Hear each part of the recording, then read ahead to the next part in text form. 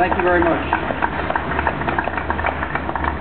Mel, thank you very much. I'm so honored Mel agreed to become the Cabinet Secretary of HUD. He brings a fresh look and a true spirit of compassion to the job. Plus, he's a Floridian. He's going to make a big difference. It's great to be here with the Lieutenant Governor. Tell Governor Bush I hope he slept in well.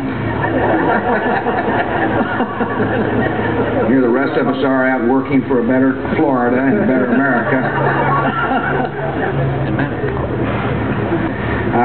I'm so honored to be here with members of the congressional delegation, Davis, Miller, Putnam, and Young. Thank you, Congressman, for being here, and look forward to flying back to Washington with you today. Millard, it is an honor to be here with you. I talk about soldiers in the armies of compassion. Millard is the general, and Corporal Bush reported for duty today. I did run into Sergeant Doris Meyer.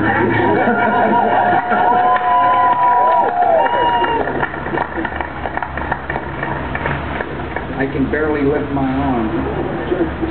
What a great honor it was to be here with Roger and the leadership of Habitat for this part of the state, and all the volunteers, people who work hard, sweat hard, and end up the day with a beautiful smile on your face. I really wish I could spend more time building. It's one of these moments of life where you realize there is something greater than yourself in life, and that you get the joy of helping somebody help themselves. Joanna, thank you and your family for allowing for this invasion of your privacy. But it is important for America to see the fact that, one, you'll own a home, and two, that you're willing to work for it. And as importantly, there are hundreds of others Americans who are willing to stand side by side with you so that you can enjoy one of the great benefits of America, owning your own property, having a piece of the future of America, so that your future and the future of your niños is very hopeful. And that's what America's about. This is a land of hope and promise and opportunity. And as importantly, it is a land of compassionate people. I like to tell people that I wish I knew the law that I could sign that would make people love one another. That's not the government. That comes from something much greater than people, as you all know. This is a land of faith and compassion. It is a land of thousands and hundreds of people who ask the question when they wake up, what can I do to love my neighbor? That is not a government function. That doesn't happen because of government, and you and I know that.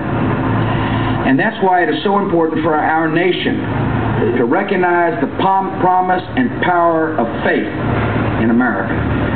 And that's why our government should not fear working side by side with faith-based organizations. Quite the opposite. We ought to fund faith-based organizations so that they can do their duty and love and compassion. Oh, there's someone skeptical about funding faith. I hear it all the time in the halls of Congress. We can't fund faith-based organizations.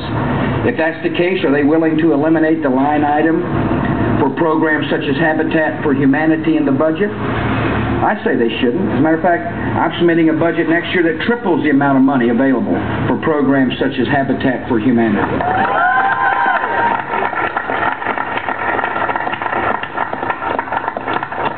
Should we eliminate college scholarships where a child can go to a faith-based university?